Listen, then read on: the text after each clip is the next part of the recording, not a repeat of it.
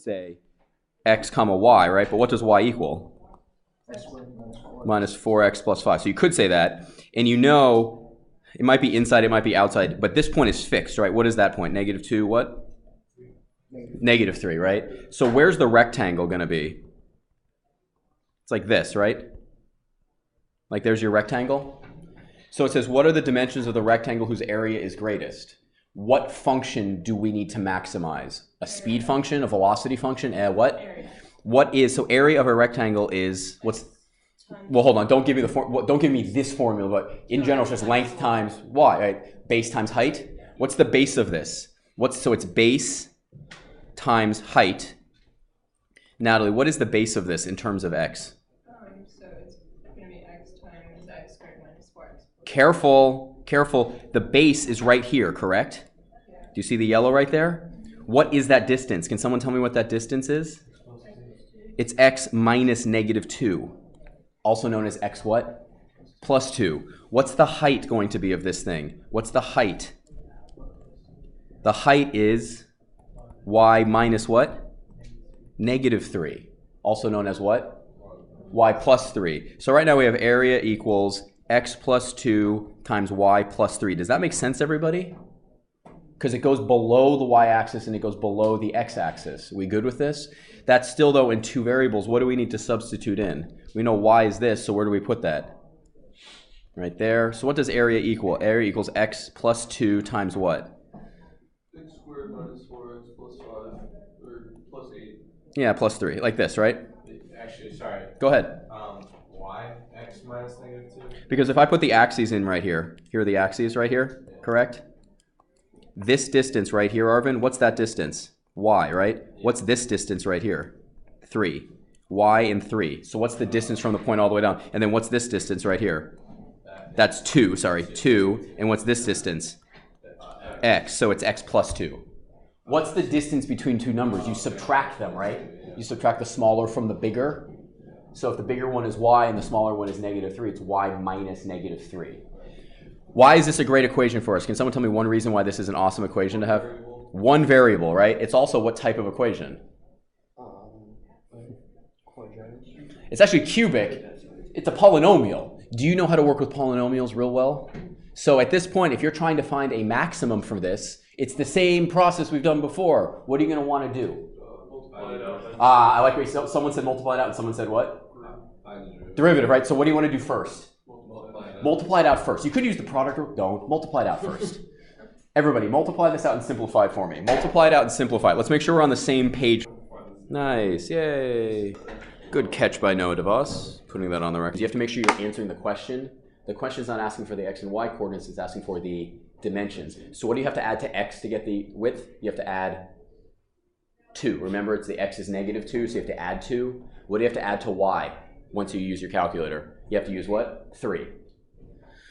Okay, were there any other pitfalls in this one? So when you did it out, one of the pitfalls we noticed was do not commit to simplifying. I'm putting that in quotes because it's not always definitive what simplification is going to help you. Don't commit to simplifying unless you absolutely have to.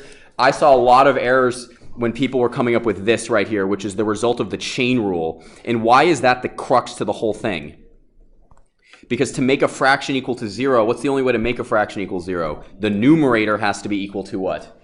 0. And the denominator better not be 0 or bad things happen, right? So what do you notice here? It becomes this, and then theoretically you get this. Time is that. It then asks you at what time t does this minimum occur and what will the minimum distance be? You have to plug that t back into what? Here. You plug that t back into the distance, just like we did the other equation to answer the question, like what is the minimum area? What is the minimum distance? You plug that into the distance or the area equation. Okay, how are you at drawing circles? Ooh, no, that could have been worse. It could be better, right? There's famous stories about, that's not good, is it? Is that good? No, is that good? Yeah. Oh, okay. Hey, I'll take it. You said, oh my God, and I took it the wrong way. Okay, so I was like, what?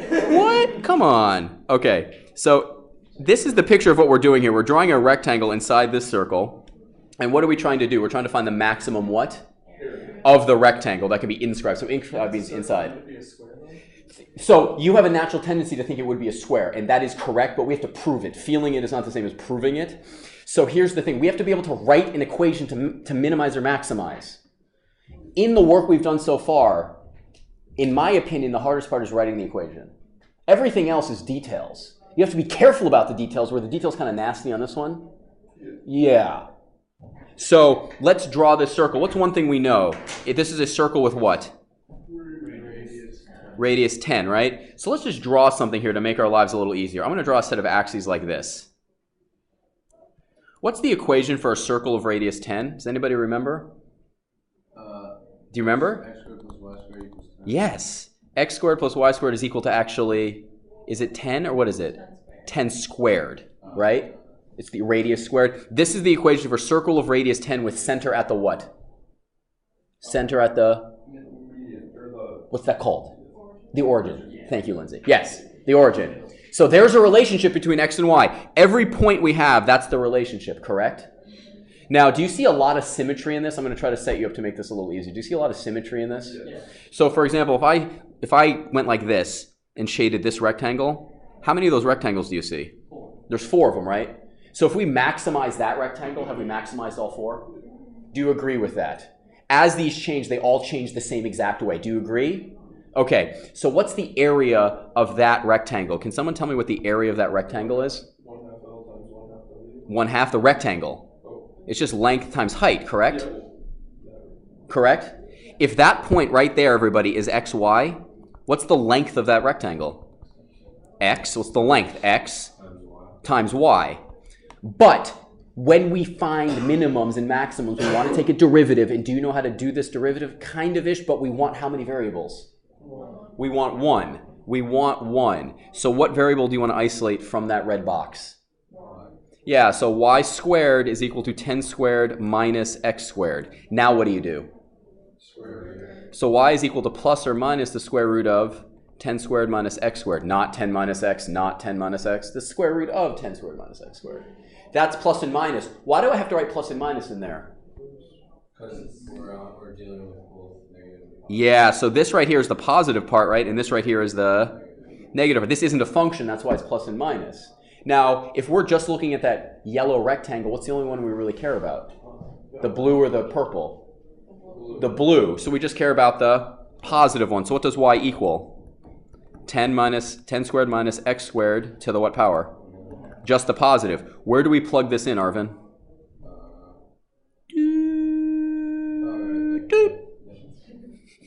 So what does a equal now? A in terms of x equals what, Mark? X times what?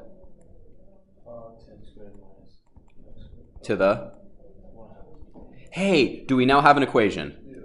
We have a great, fantastic, wonderful equation right there. And now it's the same process. We just built the equation. So, Andrew, what do we do now that we have a nice equation? Take the derivative, yeah. Now, I'm going to say simplify again because is there anything we can do to, quote, simplify this before we take the derivative? What do you think, Alex? Is there any simplification we could do? What do you think? No. No, there really isn't on this one. There actually isn't. So what rule, what's the overall differentiation rule we're about to use? Chain. We're going to use chain at some point, but the overall one is the product. We have the product of two functions, right? But you got it. It's right. That was the second one. The derivative of the first times the second plus what? What's the derivative of the second going to be? 1/2. To the times what? Yes. And now what do we set that equal to? 0. So we have 0 equals, we can clean it up a little bit here. What do we have here? The square root of minus x squared plus, anything cancel here? I think something cancels here. The 1/2 and the 2, right? But then it turns into a minus out front, right? Be real careful with that. If you lose that minus, what happens? Sadness happens. So what do we end up with out front? Minus what? 2x. Well, the 2 cancels, so there's 2 x's, but they're multiplied together, right? So that's x squared. And now it's to the negative 1/2, so where's that going to go? Like this, right? Hey, what do we move to the other side? Square root of 100. Mm-hmm. We've done ones just like this, equals this, right? What is that over? 1. So now, Arvin, you said it. Oh, and now you just end up with 100 minus x squared is equal to what? So 100 equals 2x squared. So x squared is equal to 50. So what does x equal? Plus or minus? But we're dealing with only positive lengths here. So x is going to be square root of 50. Now we're not done yet, because what have we not done? A, we have not proved that that's a maximum. Multiplied by 4. Hold on. We have not proved that the maximum occurs there, and we haven't answered the question, which is what you're answering right there. No, it says what are the dimensions, I think? Yeah. Find the dimensions. So what would the dimensions be if we just found this distance, right? I'll use green here. We just found this distance, right? Yeah. So if we wanted the full width, what would it be? Times 2. Yes, so the width we know would be the square root of 50 times what? 2. But if we wanted the height, we don't know it's a square yet, but we have a relationship between what? Here's our relationship between x and y, right? Yes, so what do we know? What's our relationship? We know that x squared plus y squared is equal to 100, right?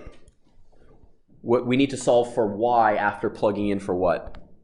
We take this and we plug it in for x. Or you could just do square root of 50. Yeah. No, you can't. Just do it piece by piece. Yeah. I really like just over plugging in a little bit. So if I do this, 2 square roots of 50 squared plus y squared is equal to what? 100. So we square that. What do you get? 4 times 50 plus y squared is equal to what? 100. So what do you end up with here? Huh. Oh, wait. This was the relationship between x and y. It shouldn't have been a 2 there. I'm very sorry. Thank you for catching that. Yeah, right? Yeah, exactly. Well, we're not doing that. This is the relationship, right? What was x, everybody? It was just that. The width is 2 root 50. X is radical 50. Thank you. So what do you end up with here? 50 is equal to that. So what do you get y squared is equal to? 50. So what does y equal? Okay, so we just proved that that's that. That means that the height is what? Height is equal to 2 root 50. So we just got, if we answered this question, we would say, to answer this question, we would say the answer, because it's asking for the width and height, right? What are the dimensions? 2 root 50 by what? And is that a square, David? Yeah. You thought it was a square. We just showed it is, but we haven't proven it, right? What's the last thing we would need to do? So you have 2 root 50, right? That's an x value. And we need to do... No, it's 2. The dimension, root 50. Thank you. What function do we have to plug that into? A prime. And where's the simplified a prime, by the way? I'll highlight it in purpose. See the simplified a prime right here? That is your derivative, right? Written a little cleaner. So what numbers do we need to plug in here? We need to find out something to the right and something to the left. What's something a little bit to the right? What is root 50 about? A little bit more than what? 7. So maybe we should plug in. Well, we can't. Careful. We can't pick numbers that are quote too good. So in my mind, I'm like, let's pick 10. Why can't I plug in 10? Denominator would be 0, right? Can't plug in 10. So let's plug in what instead? 8. 5 and 8. 5 to the left and 8 to the right. So if we plug in 5, is it going to be positive or negative? Well, you can plug in 5. So let's plug in. Are you sure? No. Plug in 5. A prime of 5 is going to be the square root of 100 minus 25 minus 25 over the square root of what?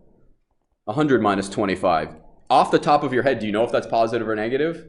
Seriously, I don't, right? It's root 75 minus 25 over root 75. Someone do that on their calculator and tell me what it is. I can't do that without a calculator. What is that? It's positive.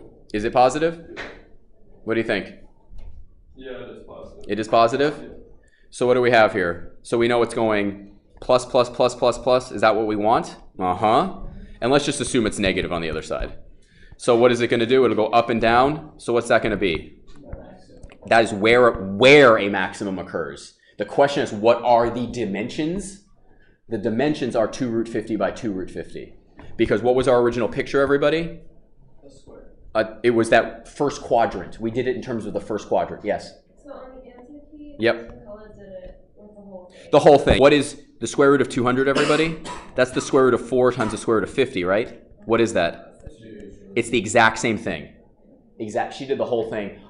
when I'm trying to get, I wanted you to focus on the symmetry because there are going to be multiple times in the future where finding symmetry will be super helpful. It'll allow you to only have to deal with like going from 0 to 5 as opposed to like all the way around a circle, for example. It's one other way to do it. Just, do you understand the difference between my x and the one in the answer key? Hers was whole width, ours was just half of it. What we needed to know here was basically just